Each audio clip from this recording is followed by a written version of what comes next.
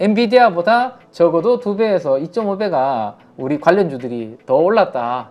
엔비디아를 선택할지 엔비디아 관련주를 선택해야 될지 이건 한번 신중하게 고민해 볼 필요가 있지 않을까. 이 엔비디아의 신선한 임팩트는 이게 조금씩 줄어드는 게 아닌가. 이쪽이 단기적으로는 반도체에서는 또 가격 조정 받은 것들을 한번 체크해 볼 만한 타이밍이 되지 않나 싶고,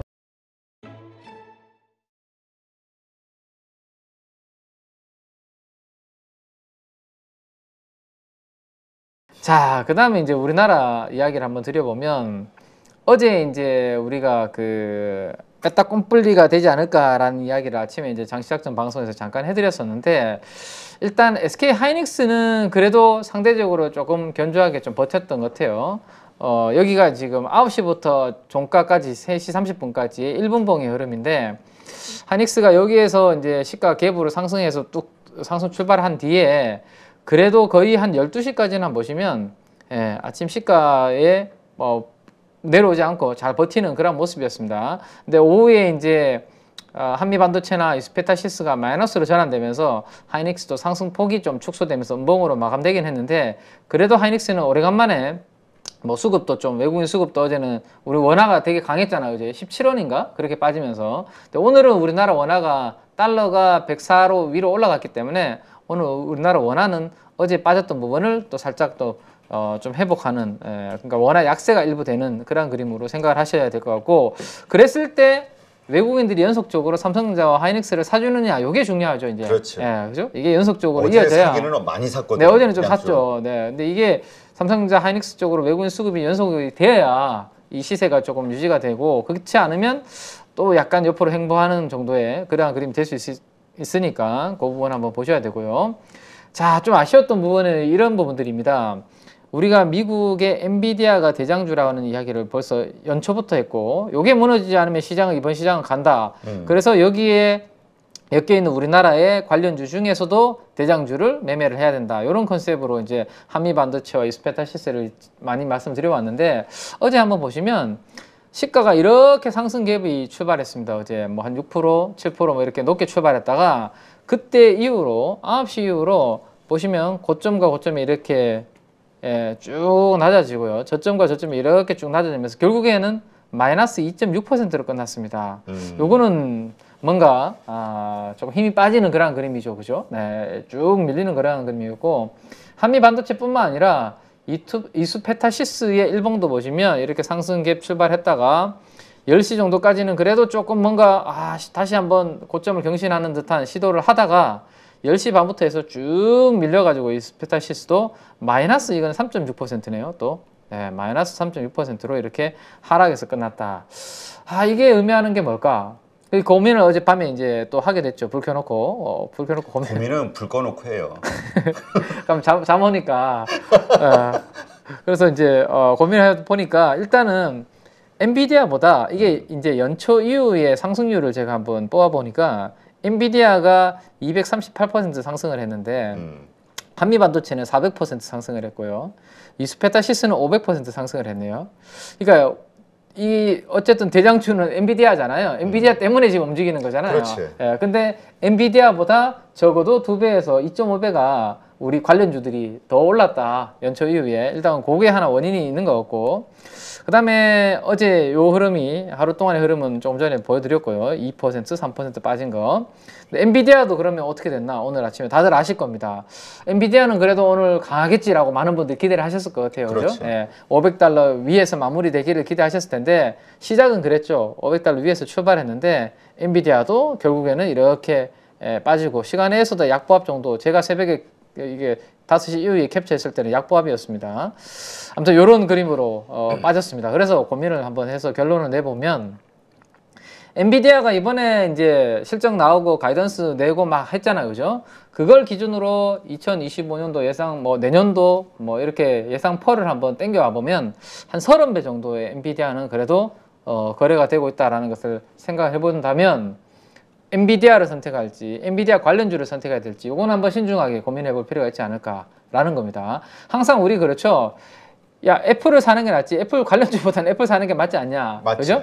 테슬라를 사야지 테슬라 관련주보다는 테슬라가 낫지 않냐. 그런 차원에서 엔비디아 관련주가 이번에 조정받을 때 사야 되냐, 엔비디아를 사야 되냐 이건데, 중장기로 결국에는 좀 투자한다면 마음 편한 대상을 우리가 찾는 게 필요하지 않을까 싶고 최근에 이렇게 힘이 빠지는 것을 봤을 때는 1분기 실적 발표 났을 때는 그래도 와 이거 진짜 대박이네 뭐 이거 도대체 앞으로 어떻게 성장하는 거야 이런 기대감으로 숫자가 좀 애매했다면 이제는 구체적인 숫자들이 좀 나오다 보니까 이제 뭐 우리가 항상 그렇잖아요. 그죠? 뭔가 숫자로 이게 하기 어렵고 꿈을 막 그릴 때는 주가가 되게 슈팅이 나오는데 이게 뭔가 이론적으로 계산이 가능하게 되면 슬슬 이제 힘이 좀 빠지고 생각했던 임팩트는 더 이상 안 나오는 그런 부분들이 있죠. 그래서 저는 항상 시장에서 신선한 맛 이런 부분들을 저는 중요하게 생각하는데 이 엔비디아의 신선한 임팩트는 이게 조금씩 줄어드는 게 아닌가 이제는 그죠? 예, 그런 부분들이 생각이 됩니다. 그래서 우리가 좋은 이야기를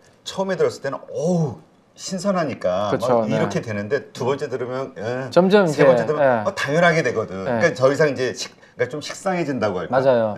1분기에 서프라이 나왔을 때 시간에서 엔비디아가 20-30% 상승을 하고 있었거든요. 근데 어제는 우리가 방송할 때 6% 7%밖에 안 올랐다. 점점 그게 아마 제가 봤을 때는 임팩트가 약하지 않나라는 생각이 들어요. 그래서 결국에는 아무도 계산할 수 없는 이 인공지능 AI 반도체에 대해서는 초기에 반응이 나왔지만 실적 숫자에 대해서 이제 확인이 되는 과정이 이제 진행되다 보니까 시장은 이성적인 흐름으로 앞으로 진행되는 그러한 그림이 되지 않을까 싶고 그러면 국내 업체들 대표적으로 강한 회사들이 여러 3개 회사가 있는데요. 많은 회사들이 있지만 그중에서도 제일 강한 회사 3개만 한번 뽑아서 올해 기준으로 밸류에이션을 이렇게 뽑아보니까 이 스페타시스가 30배, 한미반도체가 30배, 이오테크닉스는 44배 됩니다. 그러면 이번 가이던스 제시 기준으로 엔비디아가 30배라면 30배 엔비디아를 살 것인가 아니면 이들을 살 것인가 이거는 이제 가족 여러분들이 한번 고민해 봐야 되는 그죠? 그런 포인트가 되지 않을까라는 생각입니다. 그래서 이번 조정 받았을 때 과연 내가 어떤 걸 살 것인가. 물론 해외 주식을 안 하는 분들이면 이 중에서 골라야 되겠지만 그죠? 해외 주식을 또 하는 분들은 한번 그런 부분들에 대한 고민이 필요하지 않을까. 김장렬 본부장이 3개월 전서부터 엔비디아 나를 믿으면 진짜 나 그래서 임 대표가 나를 믿는다면 한 주라도 한번 사보라고. 내가 근데 못 믿었거든. 아이고. 그러면 다른 우리 815 가족분들은 그래도 사시지 않았을까요? 우리 가족분들 그때 조정 받을 때 그때 막 사라고 몇 달 전 강력하게 얘기했었는데 그때 사신 분들이라면 수익률이 지금 아주 좋을 거예요. 사신 분들 계시겠죠. 네. 그래서 올 초부터 아니 올 초? 그렇지 그랬던 것 같아. 계속 얘기했던 것 같아. 이따가 또 우리 김장희 본부장님 또 오시니까 그때 또 많은 분들이 또 좋아해 주시지 않을까. 자, 그래서 오히려 저는 이런 생각들을 하게 됩니다. 이제 단기적으로는 요들이 좀 이제 내용도 나왔고 재료도 나왔고 물론 오늘도 어제 또 마이너스로 또 빠졌기 때문에 오늘 시가 낮게 출발했다가 또 이제 플러스 내고 할 수는 있겠지만 단기적으로 오히려 이들이 이제 큰 재료가 하나 끝났다라면 저는 이제 반도체 내에서도 사실 조금 밀려 있었던 중요한 공정이긴 한데 살짝 HBM 쪽으로 자리를 내줬던 쪽으로 한번 보는 게 어떨까라는 생각을 해봅니다. 어떤 쪽이냐면 우리가 이제 어쨌든 돈들이 지금 많이 들어가고 시장이 커지는 쪽을 반도체도 봐야 된다라고 말씀드렸죠. 그죠? 레거시 반도체 쪽이 아니라. 그러면 항상 제가 SK 하이닉스의 실적 발표 후에 컨퍼런스 콜 자료를 가지고 보여드렸던 쪽에서 나왔던 키워드 중에 하나가 이게 있었고 하나는 뭐죠? EUV 쪽으로 열심히 우리는 그래도 투자한다. 그리고 하나가 DDR5 요 세 개가 키워드였습니다. 그죠?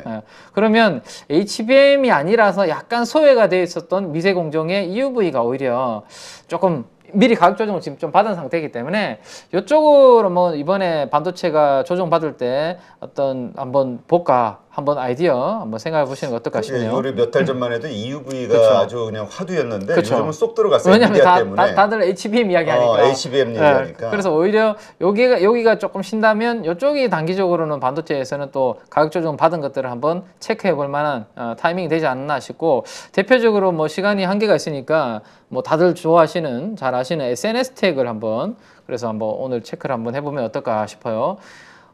SNS 태그는 여기에 해당되는 종목이라고 말씀드렸습니다. 포토 공정 그리고 노광 공정이라도 표현하는 반도체 회로를 그리는 공정에 들어가는 이 부분이죠, 그죠?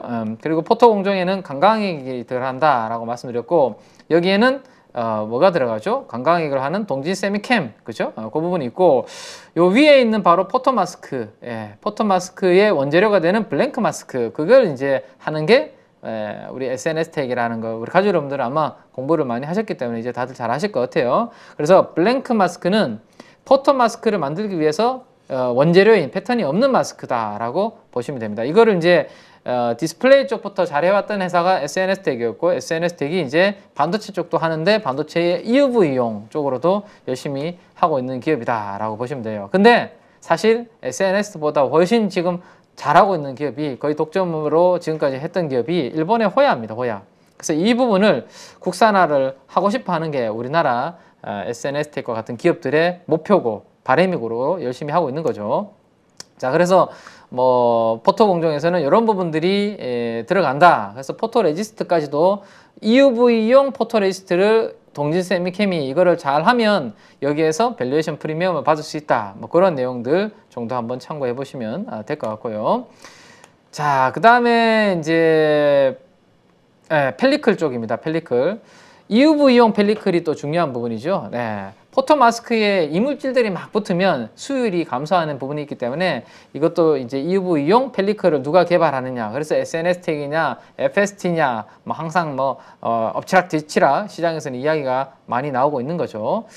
자, 그래서 SNS 택을 오래간만에 이제 위치를 한번 보니까 6만 원까지 이렇게 갔던 주식이 최근에 보니까 5만 원까지 이렇게 빠져 있더라고요. 그래서 이게 HBM이 밀려가지고 먼저 이렇게 고점 대비해서 이렇게 선조정을 한 15% 이렇게 받았구나 라는 생각이 듭니다. 그래서 오늘 물론 이제 필라델피아 반도체 지수가 오늘 3% 이상 빠졌어요. 네. 그래서 반도체 주식들이 오늘 좀 안 좋을 가능성이 있죠, 그죠? 그래서 빠질 수는 있는데 오히려 5만 원 아래에서 좀 빠져서 쉬어가는 구간인데, 만약에 기관과 외국인들이 조금 입질이 좀 들어온다 그러면 HBM이 좀 쉬는 사이에 미세공정 쪽에 EUV 쪽으로 또 모멘텀 플레이가 들어오는 그런 그림이 나타날 수도 있기 때문에 오늘 뭐 급하게 사지는 않더라도 이미 선조정을 받은 EUV 쪽에서 SNS 택 쪽으로 기관과 외국인 수급들이 어떻게 대응을 하는지, 어제는 수급이 좀 들어오는 그런 그림이었는데요.